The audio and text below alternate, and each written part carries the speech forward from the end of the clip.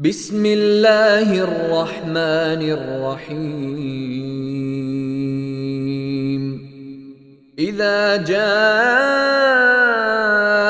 نصر الله والفتح ورأيت الناس يدخلون في دين الله أفواجا فسبح بحمد ربك واستغفره إنه كان توابا.